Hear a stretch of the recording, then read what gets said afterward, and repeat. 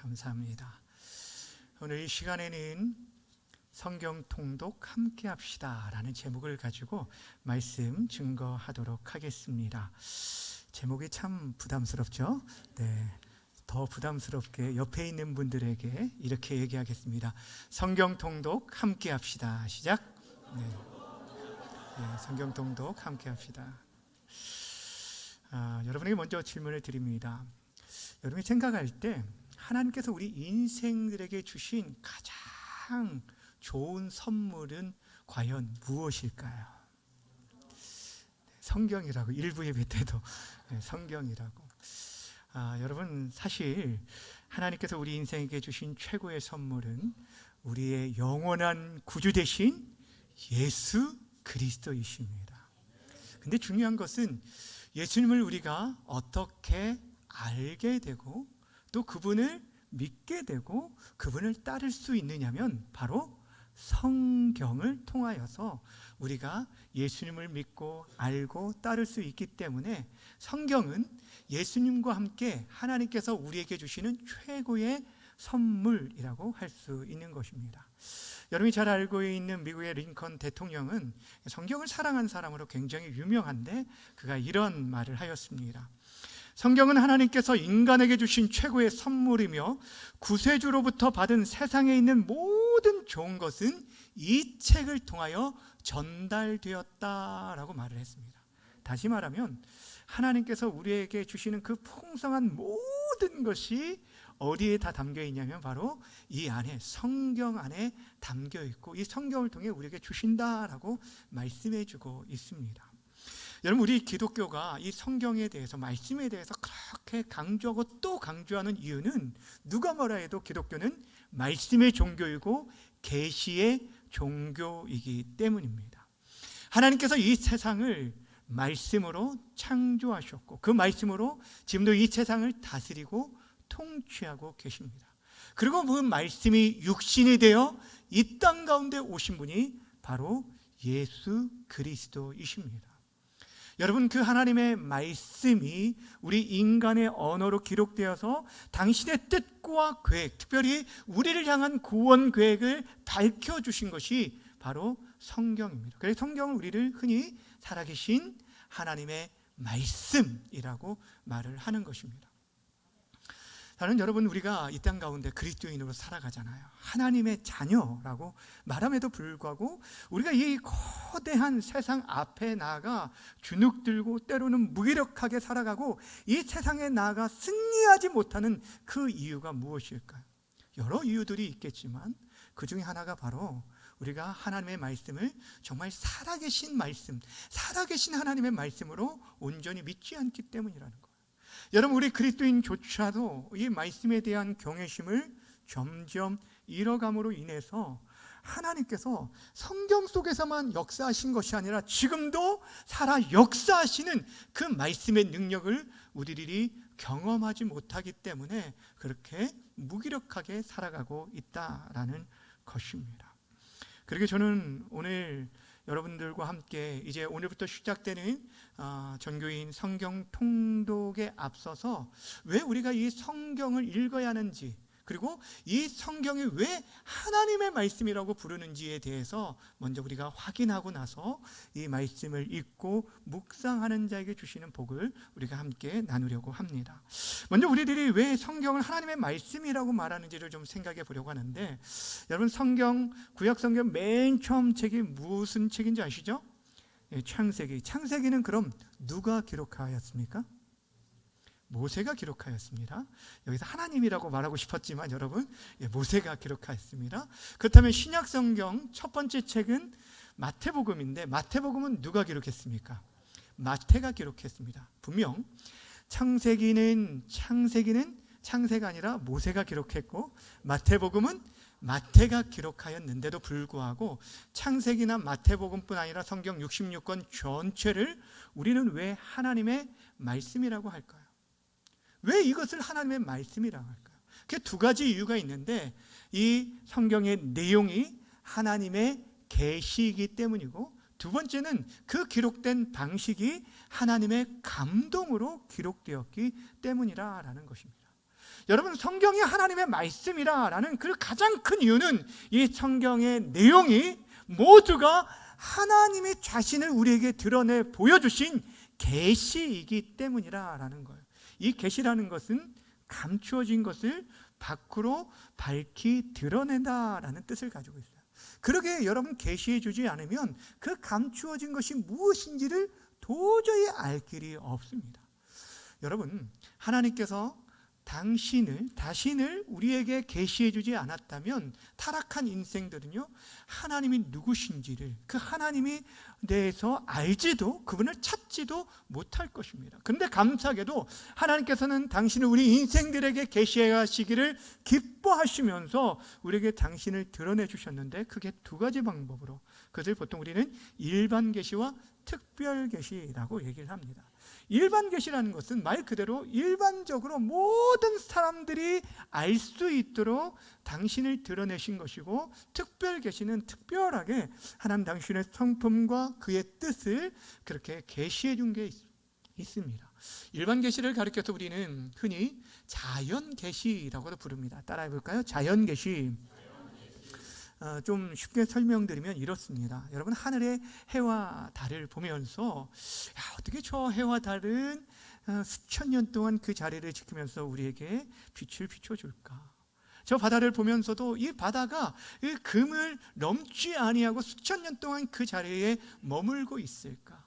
여러분, 봄, 여름, 가을, 겨울 꽃이 피고 열매가 맺히는 그 모든 자연의 그 모든 시간들, 그리고 그 질서들, 계절의 변화들을 통해서 우리들이 온 세상 만물 속에 깃들어진 하나님을 보게 되어진다는 거예요.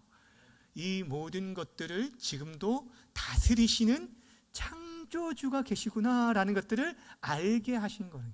이것이 바로 일반 계시, 자연 계시라고 말합니다. 시편 19편 1편은 이렇게 말합니다. 함께 읽겠습니다. 시작.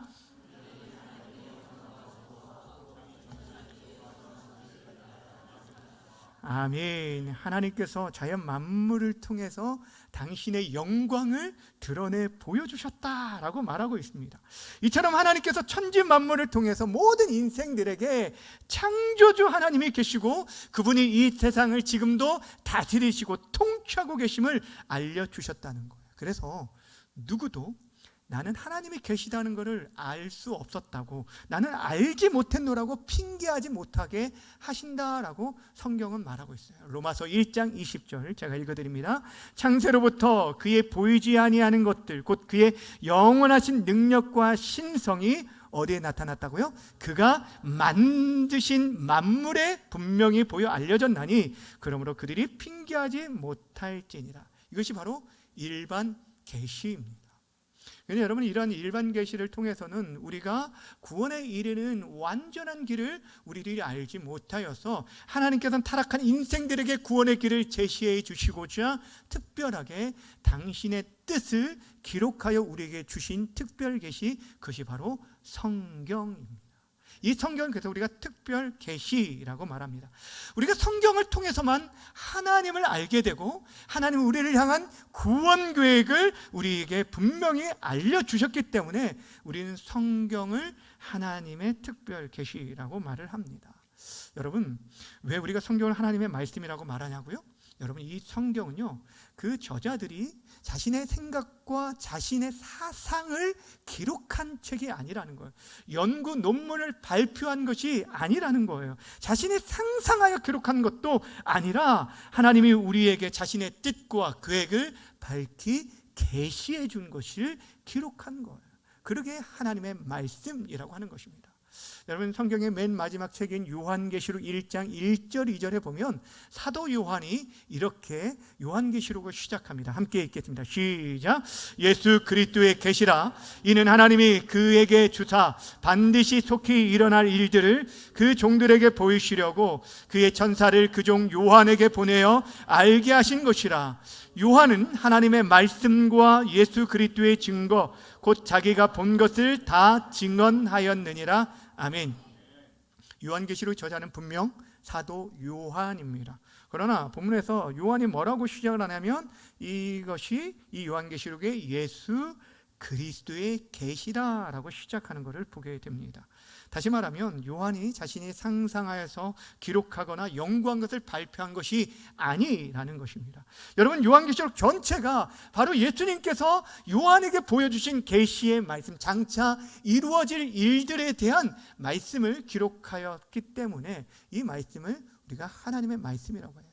그러니까 다시 말하면 여러분, 요한계시록뿐 아니라 모든 성경이 바로 그렇다라는 것입니다.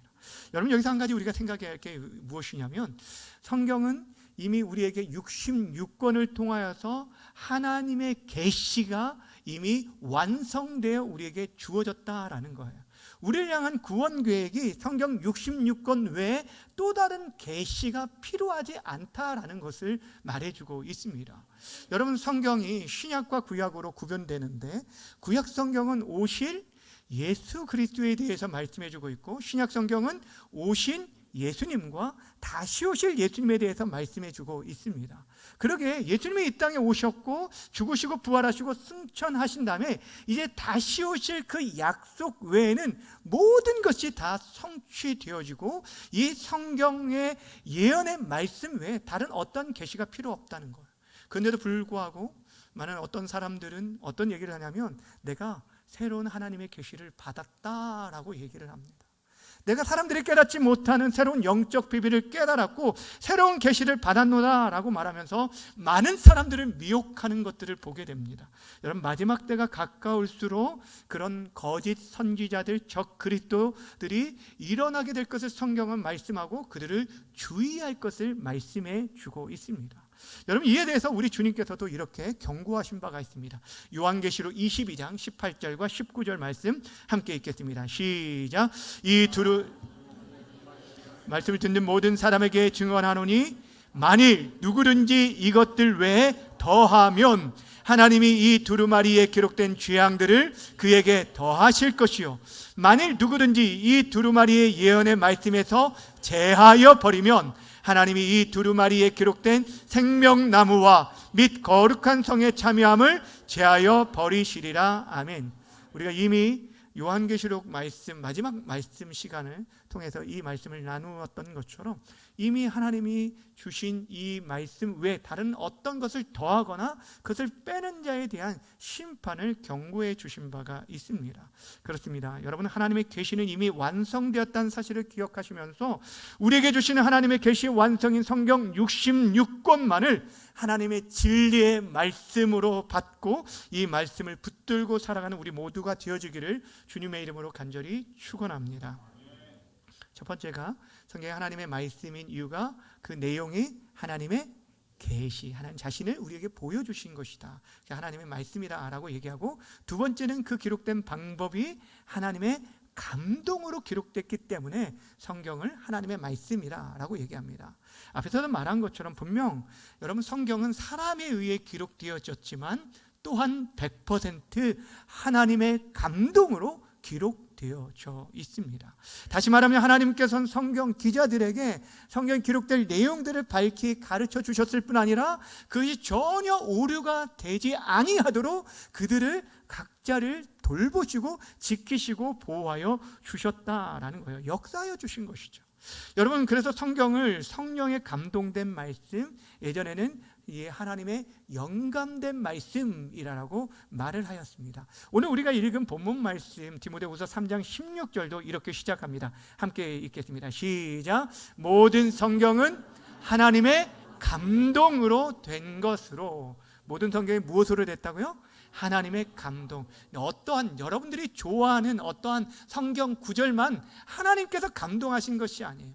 여러분들이 생각하는 그 어떠한 마태복음만, 어떤 누가복음만, 이런 복음서만이 하나님의 감동으로 기록된 것이 아니라 모든 성경이 하나님의 감동으로 기록되었다라고 우리에게 말씀해 주고 있습니다. 여러분, 이 하나님의 감동이라는 이 단어는요, 하나님의 숨결, 하나님의 호흡이라는 그런 뜻을 가지고 있습니다.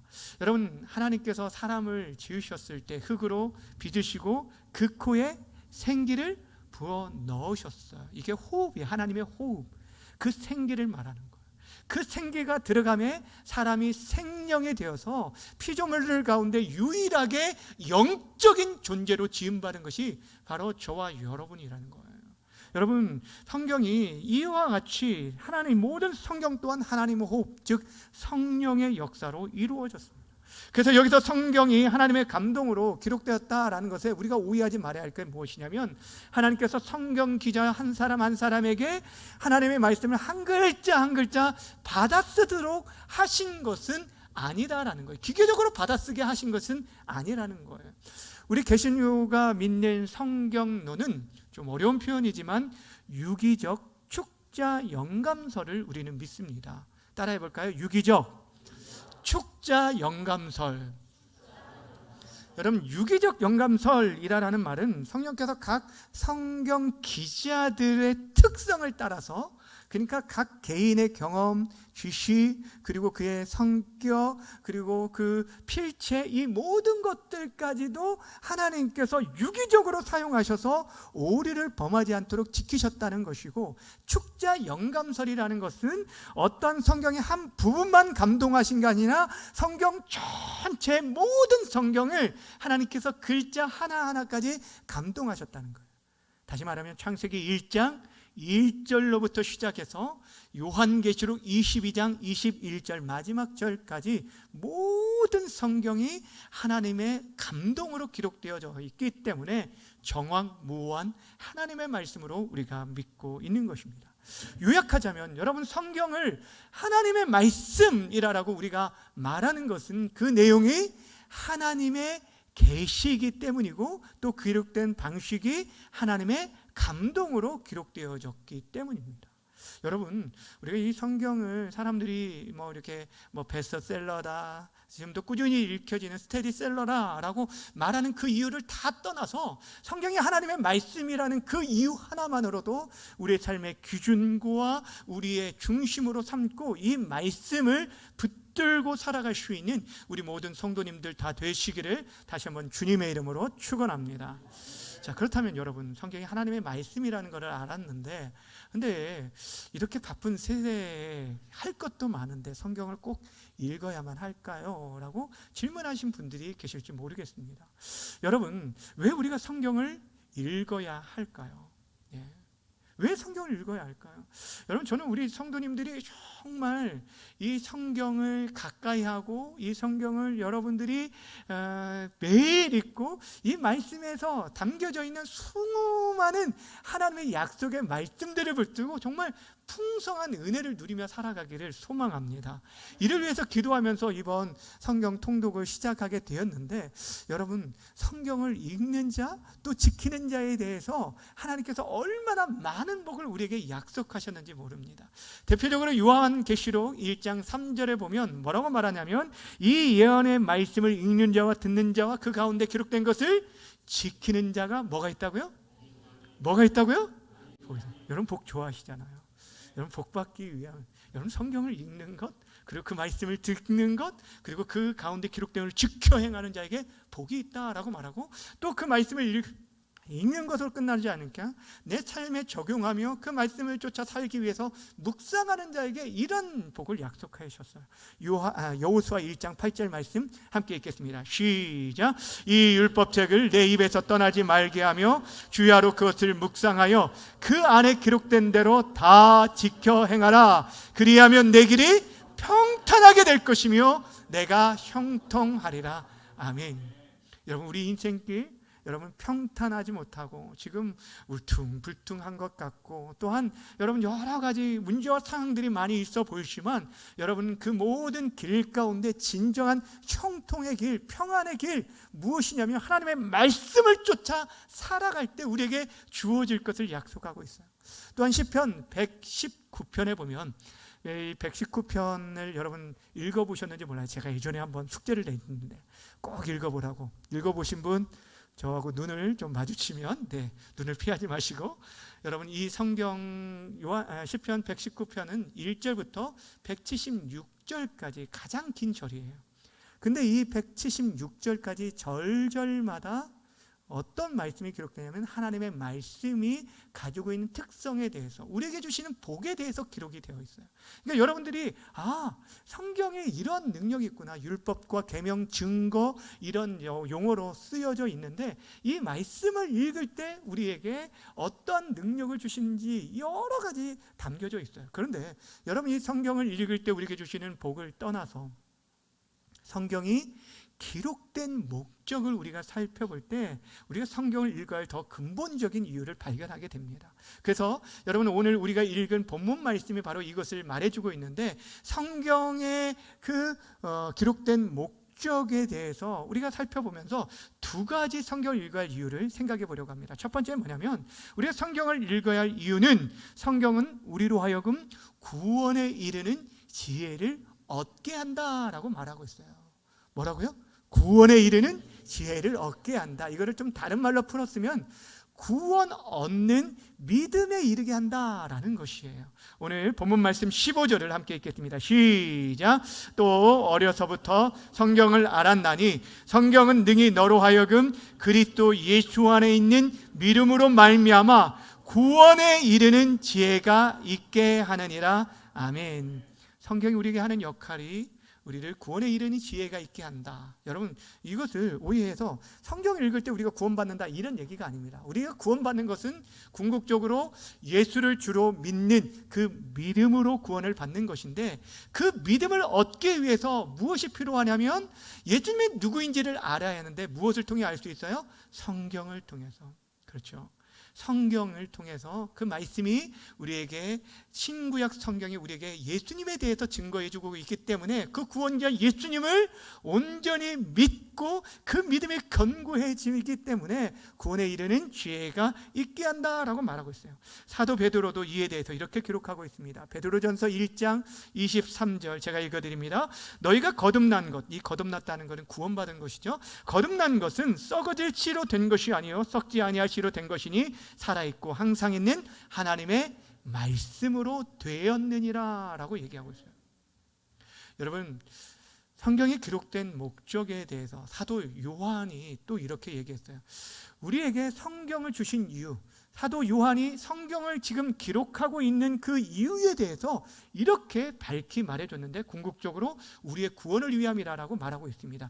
요한복음 20장 31절 말씀 함께 있습니다. 시작. 오직 이것을 기록함은 너희로 하여금 예수께서 하나님의 아들 그리스도이심을 믿게 하려 함이요 또 너로 믿고 그 이름을 힘입어 생명을 얻게 하려 함이라. 아멘. 두 가지 목적을 분명히 얘기하고 있죠. 예수님이 누구인지를 믿게 하기 위해서요. 하나님의 아들 그리스도이심을 너희로 믿고, 그러니까 예수님을 믿게 하기 위함이고, 그리고 그분을 믿음으로 인해서 그 이름을 힘입어 무엇을 얻게 하기 위해서요? 생명을 얻게 하기 위함이라는 것. 그러니까 하나님께서 예수님을 이 땅에 보내주신 목적이 여기 있어요. 하나님이 세상을 이처럼 사랑하사 독생자를 주셨으니 이는 그를 믿는 자마다 멸망치 아니하고 영생을 얻게 하려 하심이라 라는 말씀처럼, 바로 예수님이 성경에 기록된 목적이 바로 예수님을 믿고 우리가 그분을 통해서 영생을 얻게 하려 하심이라 라고 말하고 있는 것입니다. 그래서 여러분, 성경을 읽을 때 그냥 성경의 내용을 읽는 게 아니라 성경에 계시된 예수 그리스도를 여러분이 발견하셔야 돼요. 구약 성경부터 여러분 신약 성경에만 예수님이 등장하는 게 아닙니다. 구약의 성경이 모두가 오실 예수님에 대한 예표로 가득한 것을 보게 됩니다. 그래서 사도 바울이 로마서를 시작하면서 이 복음에 대한 내용을 할 때 이런 얘기를 합니다. 로마서 1장 2절에 이 복음은 하나님이 선지자들을 통하여 그의 아들에 관하여 성경에 미리 약속하신 것이라 라고 하면서, 선지자들, 즉 구약 성경에 있는 이 수많은 선지자들이 그 아들에 대해서 이미 약속해 주셨다는 거예요. 그러니까 어느 날 갑자기 예수님이 이 땅에 오신 게 아니에요. 구약의 수많은 약속의 말씀을 쫓아 이 땅에 때가 참에 오셨다라고 말하고 있어요. 예수님께서도 누가복음 24장에 보면 이렇게 말씀합니다. 누가복음 24장 27절을 함께 읽어볼까요? 시작. 이에 모세와 모든 선지자들의 글로 시작하여 모든 성경에 쓴 바 자기에 관한 것을 자세히 설명하시니라. 아멘. 여러분, 예수님께서 구약의 성경들 통하여서 당시 그 제자들에게 자기에 관한 것, 이 구약 성경이 자신에 관한 예수님에 대한 구원자에 대한 내용을 말씀해 주시고 그대로 그 약속대로 오셨고 약속대로 죽으시고 약속대로 부활하셨다라는 것들을 말씀하시면서 그들에게 복음을 말씀해 주었어요. 그렇게 여러분 성경을 통하여서 우리의 유일한 구원자 되신 예수님을 발견하게 되고 그분을 믿는 믿음이 생기고 그러할 때 우리가 구원에 이르게 되었기 때문에 우리가 무엇을 읽어야 한다고요? 예, 성경을 읽어야 한다. 성경을 읽어야 돼. 우리 믿음이 더욱 견고해지고 구원의 확신 가운데 세워질 수 있기 때문에 우리가 성경을 읽어야 합니다. 또 성경을 읽어야 두 번째 이유가 무엇이냐면 바로 성경을 읽을 때 우리가 하나님의 사람으로 온전케 되어지기 때문입니다. 누가 된다고요? 하나님의 사람으로 온전케 되어진다. 여러분 농담 삼아 사람들이 너 사람 되려면 마늘 먹어야 한다고 마늘 막 이렇게 마늘 먹으라고 얘기하는데 여러분 정말 진짜 하나님의 사람 되기 위해서는 무엇을 먹어야 하냐면 하나님의 말씀 성경을 먹어야 하는 것이에요. 오늘 본문 16절과 17절 다시 한번 읽습니다. 시작. 모든 성경은 하나님의 감동으로 된 것으로 교훈과 책망과 바르게 함과 의로 교육하기에 유익하니 이는 하나님의 사람으로 온전하게 하며 모든 선한 일을 행할 능력을 갖추게 하려 함이니라. 아멘. 성경이 때때로 우리를 교훈합니다. 책망도 하고 우리를 바른 길로 의의 길로 인도하여 주는데 궁극적으로 그를 통하여서 우리를 하나님의 온전한 사람들로 우리를 빚으시고 그래서 모든 선한 일을 행할 능력을 갖추도록 만들어 주신다라고 말하고 있습니다. 사랑하는 여러분, 하나님께서 이 세상을 창조하실 때 모든 피조물들 가운데 우리 인간만을 누구의 형상으로 만드셨냐면 하나님의 형상대로 지었다라고 말하고 있습니다. 이것은 무엇을 얘기하냐면 우리를 영적인 존재로 우리를 빚으셔서 하나님과 교제하는 그런 존재로 우리를 만드신 거예요. 그런데 여러분 그렇기 때문에 우리 인생은요 이 땅에 살아가면서 그냥 단순히 먹을 것이 채워지고 또 입을 것이 채워지고 쉴 수 있는 공간이 있다라고 해서 늘 만족할 수 있는 게 아니에요. 그것만 있으면 족하다 할 수 있는 게 아니라는 거. 쉽게 말하면 떡으로만 살 수 있는 존재가 아니라는 거예요. 왜냐하면 우리는요 우리 안에 빈 공간이 있어요. 하나님 외에는 창조주 되신 절대 그 하나님 외에는 채울 수 없는 빈 공간이 있기 때문에 그 하나님을 모시고 살지 않고서는 늘 언제나 허전하고 늘 공허할 수밖에 없다라는 것이에요. 아담의 범죄로 인해서 하나님과의 관계가 깨어졌지만 예수님을 믿는 순간 그 잃어버린 하나님의 형상들이 회복되어져서 우리들이 이제 더 이상 육적인 사람이 아니라 육신의 사람이 아니라 영의 사람, 성령의 사람이 되었기 때문에 우리들이 그분과 영적인 교제를 나누기 위해서는 다 분명히 우리를 육을 입고 살기 때문에 먹을 것, 입을 것, 마실 것 분명히 우리에게 필요합니다. 그러나 그보다 더 궁극적으로 하나님의 사람들에게 필요한 것이 무엇이냐면 하늘로부터 오는 영적인 양식, 영의 양식인 하나님의 말씀이 필요한 것이에요. 그래서 우리 예수님께서 뭐라고 말했어요? 사람이 떡으로만 살 것 아니요 하나님의 입에서 나오는 모든 말씀으로 살 것이니라 라고 우리에게 말해준 것입니다. 사랑하는 여러분, 우리를 잃어버린 하나님의 형상을 회복하고 온전한 하나님의 사람으로 살기 위해서 가장 우선시해야 할 것은 바로 영의 양식인 하나님의 말씀을 먹어야 하는 거예요. 이 양식을 먹을 때만이 하나님의 사람으로 모든 선한 일을 행할 그런 능력을 갖추게 되어지고 이 악한 세상과 마귀를 싸워 승리할 수 있는 것이에요.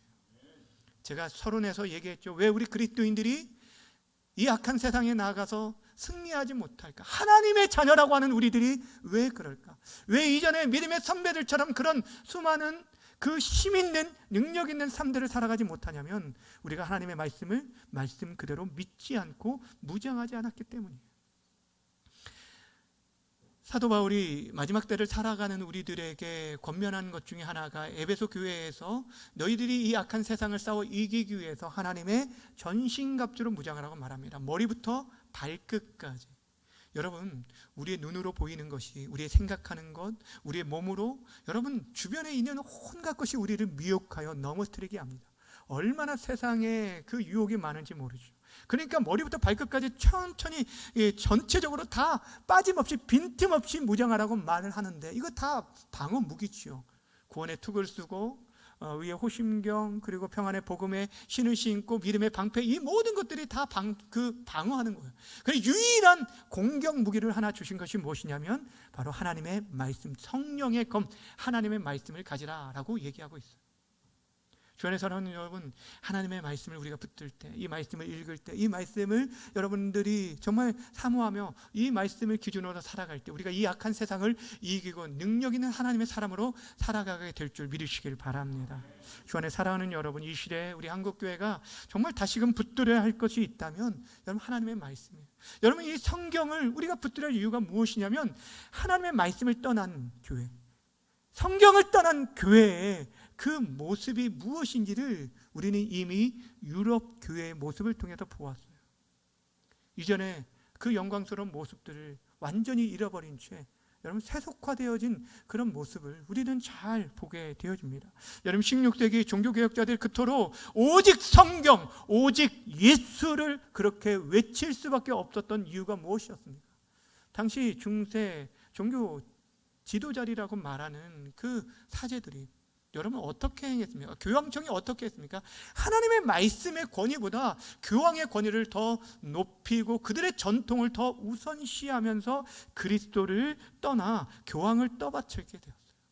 말씀의 무지한 백성들은 그들에게 면죄부를 천국행 티켓이라고 속여 팔기도 했고 또 잡다한 미신을 교회 안으로 끌어 들여왔기 때문에 다시금 본질로 돌아가자고, 그래서 성경 말씀으로 돌아가자고 그렇게 외쳤던 것입니다.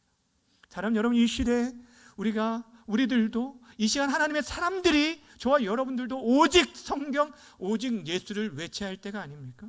여러분, 이 나라 민족이 갈 길을 잃어버린 채 방황하는 것을 우리는 보게 됩니다. 여러분, 분별력대로 잃어버려 살아가는 사람들이 얼마나 많은지 모릅니다. 계속해서 국회에서 통과시키려고 하는 법 중에 하나 무엇인지 여러분 잘 아실 거예요. 여러분, 동성애를 인권이라는 그 이름 아래서 옹호하면서 동성 결혼을 합법화하려는 그런 시도가 끊이지 않고 일어나고 있는 이때에 여러분, 교회가 분별력을 가지고 진리 앞에 반듯하게 서 있어야, 그들에게 바른 길을 제시해야 이 땅에 소망이 있는 거예요. 교회가 하나님의 말씀을 떠나면 여러분, 이 땅에 소망이 없고 우리의 자녀, 손들 세대에 소망이 없는 것입니다. 그렇게 사랑하는 여러분, 하나님의 진리의 말씀을 붙드시기를 바랍니다. 사랑하는 여러분, 여러분은 정말 이 성경이 하나님의 말씀임을 진실로 믿으십니까? 이 말씀을 통해서만이 우리가 우리 주 예수 그리스도를 밝게 하고 구원에 이르는 믿음에 이를 줄을 믿으십니까? 이 성경 말씀을 통해서만이 우리가 온전한 하나님의 사람으로 빚어질 수 있으심을 믿으십니까? 그렇다면 여러분, 정말 이 시대에 하나님의 사람이 절실히 필요한 이때에 여러분 더더욱 하나님의 말씀을 사모하며 이 진리의 말씀을 읽고 이 말씀을 끝까지 붙들며 살아가시기를 바랍니다. 참 부끄럽지만 우리들이 매일의 양식, 매일의 식사는 우리가 거르지 않으면서 우리의 영혼의 양식에 대해서 얼마나 가볍게 취급하고 있는지, 여러분, 우리들이 좋아하는 드라마는 꼬박꼬박 챙겨 보려고 시간까지, 알람까지 맞춰놓는 분들이 혹 계시는데, 여러분, 우리 인생에 있어서 최고의 선물된 하나님의 말씀을 우리들이 정말 사모하며 그렇게 읽고 있는지 우리 자신을 정직하게 좀 돌아보셨으면 좋겠습니다. 그래, 다시금 우리가 기본으로 돌아가서 그 말씀을 읽고 그 하나님, 그 진리 속에서 예수님을 발견하고 우리 믿음이 더욱 견고해지는 그런 은혜가 있기를 바랍니다. 그런 의미에서 올해 이제 3개월 남은 이 때에 온 공동체가 함께 90일 성경 통독을 진행하려고 합니다. 4년 전에 저희가 코로나 기간에 모이기 힘든 그리고 어려운 가운데 영적으로 많이 침체되어졌을 때, 그때 정확히 이때 9월 20일 이때쯤 해가지고 100일 성경 통독 해가지고 12월 마지막에 끝났었습니다. 근데 이번에는 좀 당겨서 90일 성경 통독을 좀 진행을 하려고 합니다. 여러분이 이 시간을 통하여서 함께 정말 살아계신 하나님의 말씀 속에 담겨진 그 귀한 진리와 보화들을 모두가 좀 발견할 수 있었으면 좋겠고, 여러분 인생 속에서 단 한 번이라도 하나님의 말씀의 꿀과 송이꿀보다 더 달달하고 고백한 다윗의 고백이 나의 고백으로 고백되어지는 은혜가 있었으면 좋겠습니다. 여러분, 이를 위해서 이제 구역들이 혼자 읽는 것도 괜찮지만 구역들이 서로 독려하면서 격려하면서 함께 읽었으면 좋겠어요. 이렇게 구역 채팅방에서 읽었는지 확인도 해주시고, 너무 이렇게 막 정죄하는지는 마시고 좀 자유롭게 읽을 수 있도록 도와주시고, 또 여러분 성경을 처음 통독하시는 분들은 뒤에 이제 가이드북이 있습니다. 이 가이드북을 참고하셔서 여러분이 그날 읽을 분량이 적혀 있어요. 그러면 그것을 먼저 요약된 부분을 좀 읽어보시면 우리가 읽어야 할 내용이 이런 거구나라는 것들을 좀 알고 성경을 읽으시면 좋을 것 같고, 지난 시간에도 좀 알려주었지만 여러분은 그 휴대폰을 통하여서 이렇게 어플을 통해서 참여하기를 원하시는 분들은 교역자들에게 문의해서 함께 동참하셔서 어찌하든지 여러분들이 모두가 한 사람도 빠짐없이 이 일에 동참함으로 말미암아 하나님의 살아계신 말씀, 이 진리의 말씀을 통해 우리 삶에 부어주시는 놀라운 복들을 우리 모든 송탄 중앙교 성도들이 다 누리고 그 맛보고 경험하는 역사가 있게 되기를 주님의 이름으로 간절히 축원합니다. 이제 마지막으로 시편 19편 우리 7절부터 10절까지의 말씀을 읽고 말씀을 마치도록 할 텐데요, 하나님의 말씀이 우리를 어떻게 서럽게 하는지 시편의 고백, 이 기자의 고백을 우리의 고백으로 담아서 함께 큰 소리를 읽고 말씀 마치도록 하겠습니다. 시작. 여호와의 율법은 완전하여 영혼을 소성시키며 여호와의 증거는 확실하여 우둔한 자를 지혜롭게 하며 여호와의 교훈은 정직하여 마음을 기쁘게 하고 여호와의 계명은 순결하여 눈을 밝게 하도다.